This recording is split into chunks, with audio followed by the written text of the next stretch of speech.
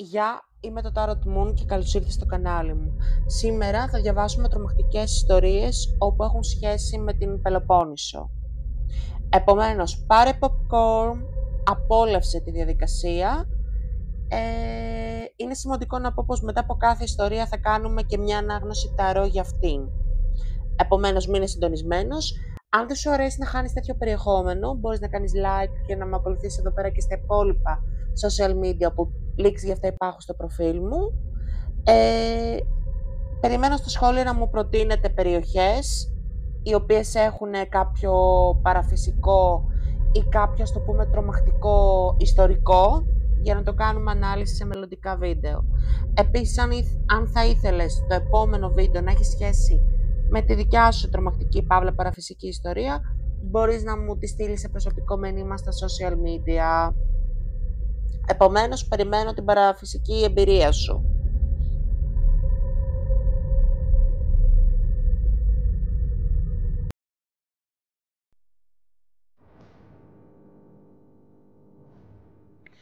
Πρώτη ιστορία. Η χαράδρα των κραυγών. Λακωνία.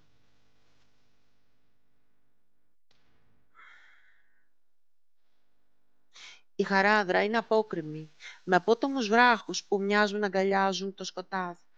Οι ντόπιοι λένε ότι όταν πέφτει η νύχτα ακούγονται κραυγές που δεν ανήκουν σε ζωντανούς ανθρώπους. Κάποιοι που τόλμησαν να πλησιάσουν είπαν ότι βλέπουν σκιές να κινούνται ανάμεσα στους βράχους, σαν ψυχές που ψάχνουν διέξοδο.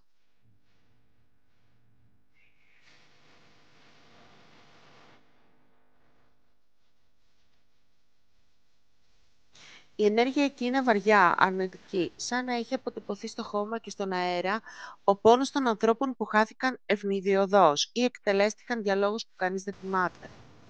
Κάποιοι που στάθηκαν για λίγο στη χαράδρα ένιωσαν παγωμένο αέρα να τους αγκαλιάζει και ψίθυρους που δεν μπορούσαν να καταλάβουν. Η χαράδρα δεν είναι απλώς σκοτεινή. Είναι σαν να κρατάει μια συλλογή από φωνές και ψυχές που περιμένουν να ακουστούν ή να αναγνωριστούν.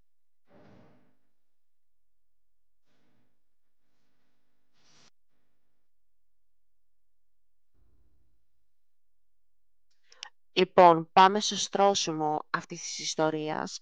Το ερώτημα είναι εάν οι θρύλοι για αυτά τα περιστατικά είναι όντως αληθινά. Για τα περιστατικά της πρώτης ιστορίας. Λοιπόν, η πρώτη κάρτα είναι ο κρεμασμένος. Αυτή η κάρτα μας μιλάει πως όντως υπάρχει μια ενέργεια στο χώρο, αλλά αυτή η ενέργεια δεν προέρχεται από ανθρώπους οι οποίοι απαραίτητα δολοφονήθηκαν. Πιθανόν από άτομα τα οποία αυτοκτόνησαν, από άτομα με αυτοκαταστροφικές συμπεριφορές. Έτσι, η επόμενη κάρτα των τριών των σπαθιών είναι όντως ένας τόπος με μια ενέργεια καταλαβίστικη. Η ενέργεια είναι τόσο περίεργη και τόσο ακατανόητη που όντως ο κάθε ένας τη νιώθει και την αντιλαμβάνεται με διαφορετικό τρόπο. Άλλοι τη βλέπουν με οράματα, άλλοι τη βλέπουν ακούγοντας ψιθύρους, άλλοι την ακούνε με κραυγές. Άρα ο κάθε ένας, ανάλογα και με το πόσο διαφορετικός είναι και με το πόσο δεκτικός είναι σε αυτές τις ενέργειες, βιώνει αυτού του είδους το περιστατικό σε αυτόν τον τόπο με διαφορετικό τρόπο. Η επόμενη κάρτα μας λέει, που είναι αρχιέρεια, μας μιλάει ότι ο χώρος, ο τόπος εκεί πέρα, είναι ένα ενδιάμεσο σημείο. Όπως έχετε περισσότεροι ακουστά για τους ενδιάμεσους ανθρώποι οι οποίοι γεννήθηκαν εν δυνάμει ζωντανοί αλλά και εν δυνάμει νεκροί που έχουν σχέση με τον κόσμο των ζωντανών και των νεκρών, το ίδιο πράγμα συμβαίνει με τον τόπο. Όσο και αν σκοτεινός και αν φαίνεται και goth και γενικά αποπνέει κάτι σκοτεινό, τόσο παράλληλα αποπνέει και ζωή. Και γι' αυτό όσοι πάνε εκεί πέρα νιώθουν μια έλξη ως προς το χώρο, την ημέρα τουλάχιστον.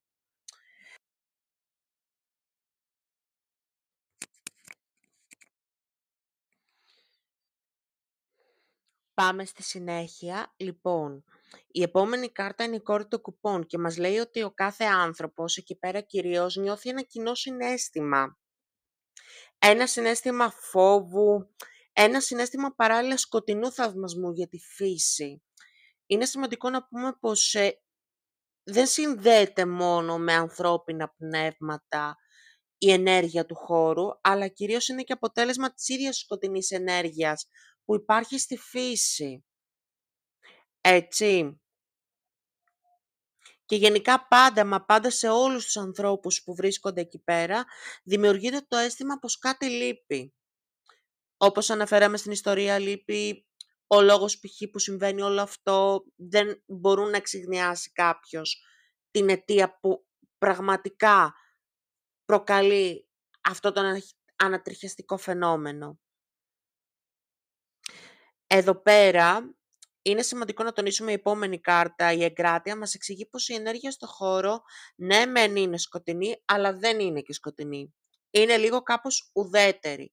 Εδώ πέρα δηλαδή δίνεται η απάντηση πως αυτό που βιώνει ο καθένας εκεί πέρα έχει να κάνει σχέση με τους εσωτερικούς του φόβους. Έτσι, αν αντιμετωπίσεις αυτούς τους φόβους, όπως λέει η κάρτα των 9 των ραδιών, τότε θα εξαλείψεις αυτές τις ψευδαισθήσεις, είτε τις ακουστικές είτε τις οπτικές, γιατί μερικοί βλέπουν πράγματα, δεν ακούν μόνο. Η επόμενη κάρτα και η τελευταία κάρτα για αυτό το συγκεκριμένο στρώσιμο, που είναι η κόρη των ραδιών, μας λέει πως η ενέργεια του χώρου είναι ακατάστατη, είναι ανεξέλεκτη, είναι ανώριμη και είναι συνήθως κυριαρχικής μορφής. Τι θέλω να πω, πολύ λίγοι άνθρωποι προσπαθούν να ελέγξουν αυτό που νιώθουν. Συνήθως αυτή η ενέργεια σε ελέγχει και κάνεις πράγματα τα οποία δεν θέλεις. Είτε φοβάσαι, είτε έχεις τάσεις φυγής, είτε πιο σκοτεινοί άνθρωποι, ας το πούμε, άνθρωποι οι οποίοι είναι πιο επιρρεπείς σε αυτό, μπορεί να τους σωθεί να κάνουν κάτι το οποίο δεν θα θέλαν να κάνουν. Αυτό. Πάμε στην επόμενη ιστορία.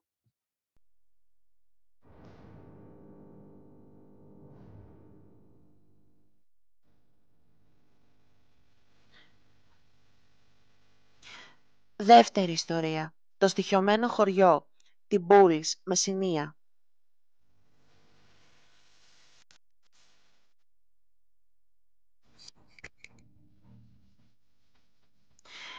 Υπάρχει ένα χωριό εγκατελειμμένο εδώ και δεκαετίες, όπου οι τοίχοι των σπιτιών φέρουν μυστικά αποτυπώματα ζωής που έφυγε βία. Οι ντόπιοι λένε ότι αν περπατήσεις στα σοκάκια του χωριού τη νύχτα, μπορεί να δεις κινητά αντικείμενα και σκιές που περνούν μπροστά σου. Λες και οι κάτοικοι εξακολουθούν να ζουν την ημέρα τους.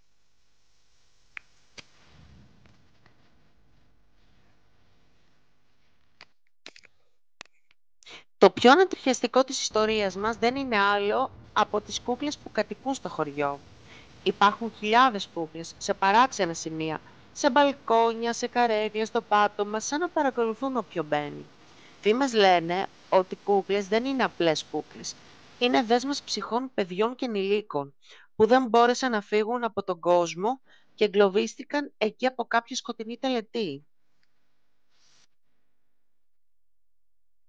Ακόμη και όσοι τόλμησαν να κοιτάξουν μέσα στα παράθυρα, λένε ότι βλέπουν σκιές να κινούνται και να ακούγονται ψίθυροι σαν να μιλούν μεταξύ τους, ενώ ταυτόχρονα το χωριό μοιάζει ζωντανό, αλλά με έναν τρόπο που σε κάνει να θέλεις να φύγεις.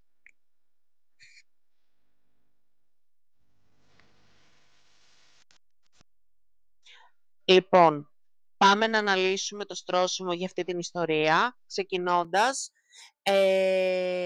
με το πρώτο ερώτημα, το οποίο είναι τι προκάλεσε την ανάγκη στους κατοίκους να απομακρυνθούν από αυτό το χωριό.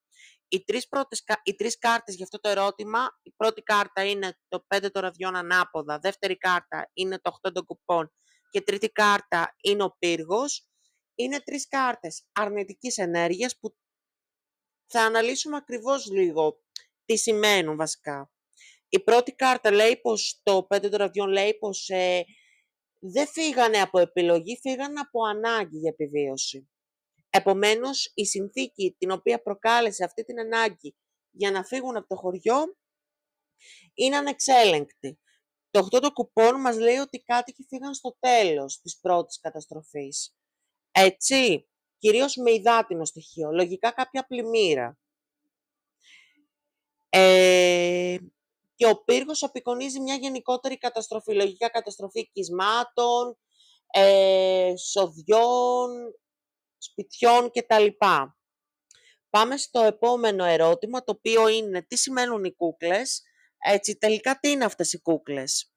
Σύμφωνα με τα ταρό, η πρώτη κάρτα μας λέει ότι το 15ον μας απεικονίζει ότι είναι μια αντίδραση των πολιτών του χωριού αυτού. Οι ίδιοι οι πολίτες τοποθέτησαν τις κούκλες αυτές. Η κάθε μία κούκλα απεικονίζει από έναν πολιτή από αυτούς και είναι ένα σύμβολο ότι ναι μεν ότι δεν μπορούν να είναι στο χωριό και να ζήσουν, αλλά η ψυχή τους πάντα θα είναι εκεί. Επόμενη κάρτα. 3 των ραδιών, αστέρι ανάποδα. Είναι 2 καρτούλες, έτσι. Το 3 των ραδιών απεικονίζει ότι υπάρχουν 3 στοιχεία εδώ πέρα, σε αυτή την ιστορία. Το πρώτο στοιχείο είναι η καταστροφή. Το δεύτερο στοιχείο είναι η ενέργεια και το τρίτο στοιχείο είναι το αποτύπωμα, βασικά, το αποτύπωμα της φύσης, γενικά αυτής της φυσικής καταστροφής, τέλος πάντων. Επομένως, είναι ένα ενδιάμεσο σημείο. Όπως και η πρώτη μας ιστορία, το ίδιο πράγμα ισχύει και εδώ πέρα. Μόνο που σε αυτό το σημείο είναι σημαντικό να πούμε πως το αστέρι ανάποδα απεικονίζει πως αυτός ο τόπος δεν είναι για ανθρώπους. Δεν είναι γενικά για έμβια όντα. Έτσι, έχει μια φυσική όθηση προς την τρέλα. 10 των σπαθιών, τελευταία κάρτα. Τρέλα, αυτό εξηγεί τις σκιές, τους περίεργους διαλόγους, το αίσθημα παρακολούθησης και άλλα τόσα πράγματα τα οποία συμβαίνουν. Αυτά, τώρα πάμε στην επόμενη ιστορία.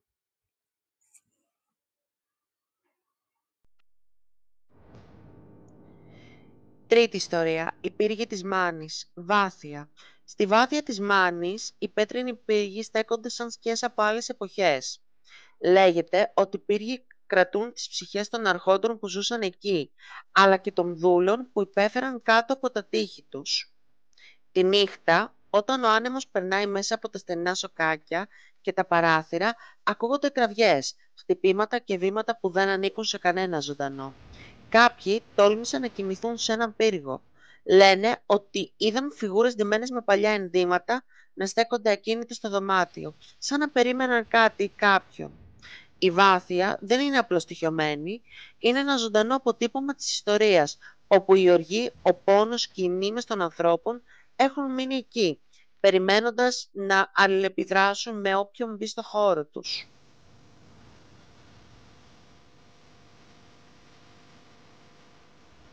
Πάμε και στο στρώσιμο της τρίτης ιστορίας. Το στρώσιμο της τρίτης ιστορίας λίγο με δυσκόλεψε, γιατί ενεργειακά ο χώρος είναι όντως λίγο περίεργος.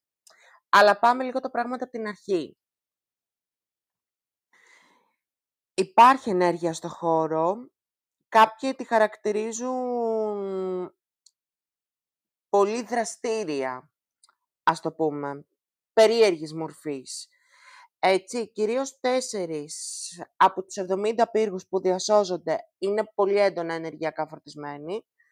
Έτσι, και αυτός ο τόπος είναι ένα ενδιάμεσο σημείο σύμφωνα με την αρχιέρεια.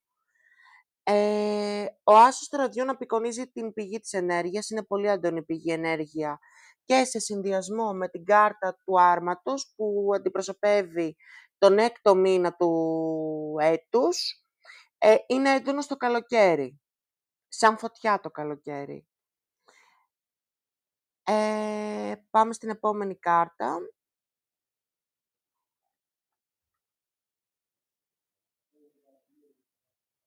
Συνήθως αυτό το πράγμα το βιώνουν όριμοι άνθρωποι. Γενικά, αν πηγαίνει κάποιος ο οποίος συναισθηματικά είναι πολύ όριμος, θα περάσει δύσκολα εκεί μέσα. Αν είσαι ήδη αντίθετος από τη φύση σου, δεν θα βιώσεις τα περιστατικά αυτά έντονα. Θα τα βιώσεις σε μια πιο light έκδοση. Αυτό. Λοιπόν, τι συμβαίνει σε αυτόν τον τόπο. Σύμφωνα με τις 2 κάρτες που έχω εδώ πέρα μπροστά μου, την δικαίωση και τον γιο των πεντάκινων ανάποδα. Μέσα στα κτίρια αυτά υπάρχουν ψυχές οι οποίες έχουν πεθάνει με άσχημο τρόπο, ψυχές οι οποίες βασανίζονται και προσπαθούν να βγουν στο φως. Αλλά κάτι γίνεται, κάτι τους εμποδίζει. Βέβαια είναι σημαντικό να τονίσω πως μερικές από αυτές όντως έχουν καταφέρει και έχουν δικαιωθεί. Και γι' αυτό έτη παρά έτη σιγά σιγά αυτή η δραστηριότητα, η παραφυσική δραστηριότητα αρχίζει και ελαττώνεται. Είναι ένα κομβικό σημείο το οποίο θα μπορούσαμε να το χαρακτηρίσουμε και σαν κόλαση, έτσι. Όντως υπάρχει μια αρνητική οντότητα εκεί πέρα, εκτός των βασιλέων, των αρχοντών που μένανε εκεί πέρα και των υπηρετών, έτσι μια σκοτεινή ενέργεια η οποία τους κρατάει δεσμευμένους και για να φύγει κάθε μία ψυχή να απελευθερωθεί από αυτό το κτίριο πρέπει να βρει το κάτι που λείπει από την κάθε μία υπόθεση ξεχωριστά, το κάθε ένα θύμα ξεχωριστά.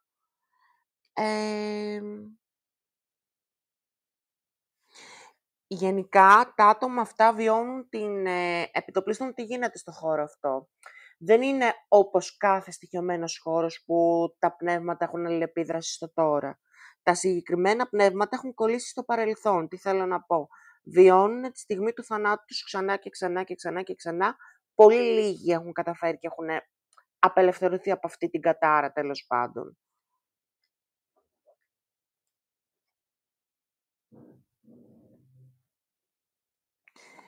Αν μπει κάποιος εκεί μέσα, το πρώτο πράγμα που θα βιώσει είναι πως ο χρόνος τελειώνει πολύ αργά. Υπάρχει έντονη καθυστέρηση χρόνου.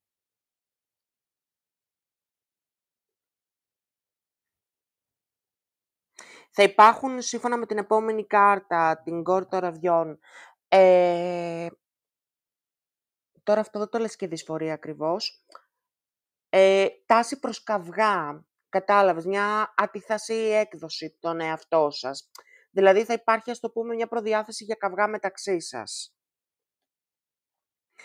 Γενικά, η επόμενη κάρτα λέει πως το επόμενο σύμπτωμα είναι το χάσιμο της λογικής, το 3 των σπαθιών.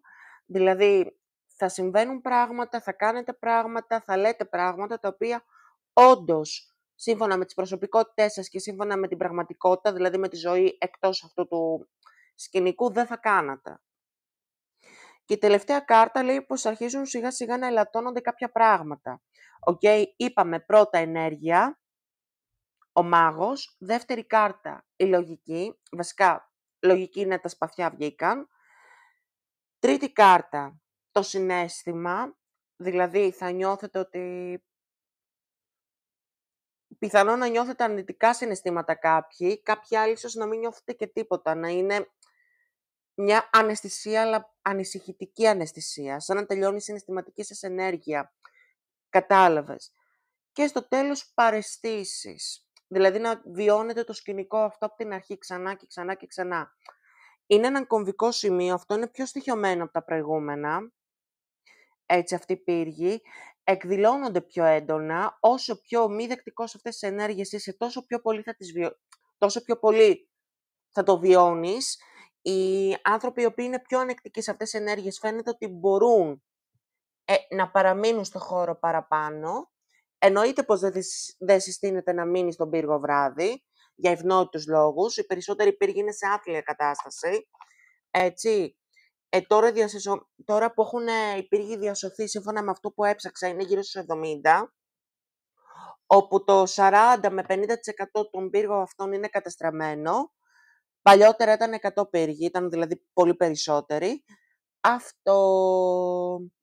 Αν σου άρεσε, μπορείς να κάνεις like, follow και να με ακολουθήσεις εδώ πέρα και στα υπόλοιπα social media. Links και αυτά υπάρχουν στο προφίλ μου, στην περιγραφή, sorry. Αυτά. Θα τα ξαναπούμε την επόμενη φορά.